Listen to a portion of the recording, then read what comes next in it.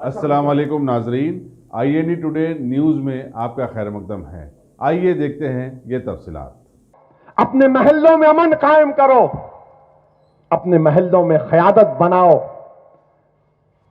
काबिल लोगों को बिठाओ। और मैं तुमसे कह रहा हूं, अगर मंजलिस का कोई आदमी जुल्म कर रहा है तो पुलिस को कंप्लेन करो जाकर। कोई भी जुल्म कर रहा है मंजलिस का, तुमको मैं इजाजत दे रहा हूं, पुलिस से कंप्लेन करो। आज मैं दिल्ली में था तो किसी ने शिकायत की, मैंने कॉन्फ्रेंस कॉल करके कमिश्नर ऑफ पुलिस को कहा कि आपको खुली इजाजत है कि अगर कोई गलती करता है, कोई करता है, एक्शन लो आप।